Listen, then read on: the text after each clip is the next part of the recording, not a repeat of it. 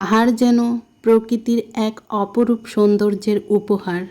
আর এই পাহাড় দেখে আমার মনটা ভরে গেল, চোখ জুড়িয়ে গেল।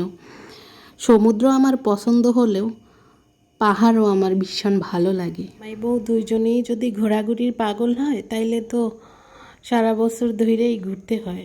তো ঘুরতে হলে তো টাকা পয়সার দরকার আছে, এমনি এমনি তো আর ঘুরতে যাওয়া যায় না। আর তার জন্য তো চাকরি বাকরি করতে হয়, টাকা ইনকাম করতে হয়, তারপরেই না ঘুরতে যাওয়া যায়।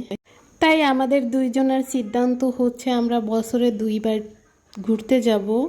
যেহেতু আমি সমুদ্র পছন্দ করি আর আমার বেটায় পাহাড় পছন্দ করে। পাহাড় আমি একটা তেমন পছন্দ না করার কারণ হয়েছে পাহাড়ে ঘুরতে হলে প্রচুর এনার্জি দরকার, আর আমি একটু ওই টাইপের মানুষ। শান্তিতে কি উপভোগ করা যায়, আমি সবসময় শান্তির খোঁজে থাকি। যাই হোক, এটা হয়েছে বান্দরবনের শৈলপ্রপাত। এই জায়গা অনেকেই গেছেন, জায়গাটাও অনেক সুন্দর, কিন্তু নিচে তো নামতে আসি উঠার সময় তেল বাইরেই যায় আমার।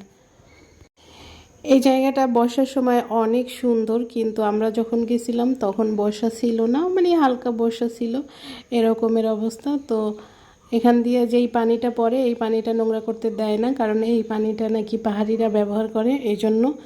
তো আমি চিন্তা করছি আমি যখন এই পর্যন্ত নাইমেই গেছি তাহলে আরও একটু শেষ পর্যন্ত নাইমা দেখা আসি। তো শেষ পর্যন্ত দেখার উদ্দেশ্যে আমি নিচের দিক যাইতেছি। আপনারাও লন দেখবেন আনে নিচে কি দেখা যায়, এত সুন্দর দৃশ্য যা বলার মতো না। আসলে এইসব জায়গা হচ্ছে উপভোগ করার জায়গা, এখানে গেলে উপভোগ করতে হয়। ভিডিও আমারে যদিও কইরা দিতে চায় না, কারণ আমি যাদের সাথে যাই, মানে যার সাথে যাই, তারা হইছে সব ভিডিও টিডিও একদমই পছন্দ করে না। তারা হচ্ছে একটা জায়গায় যাবে, এনজয় করবে, উপভোগ করবে, তারপর হইছে চলে আসবে। আমি হয়েছি ভিডিও করব আর সেগুলো বাসায় এসে উপভোগ করব, আমি হয়েছি এই টাইপের।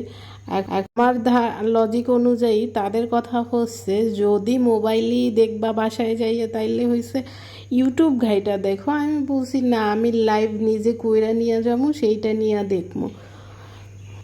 যাই হোক, আমি নিচ পর্যন্ত চইলা গেছি, আর এখানে পানি ছিল দেখতে, পাথরের উপরে পানি তো এরকমের কালার হলেও হাতে নিলে একদম স্বচ্ছ পানি। যাই হোক, এই যে এভাবে পানিগুলো পড়তেছে দেখতে অসাধারণ লাগতেছে। আমি একটু ভিডিও করাইছি, হাত পাও ধইরা যে একটু কইরা দাও, পরে দেখব। এরপর তারা উপরের দিকে চলে যাইতেছে, কারণ আমরা নীলগিরির দিকে যাচ্ছি, যে কারণে এখানে গাড়ি থামাইয়ে দেখা যাওয়া।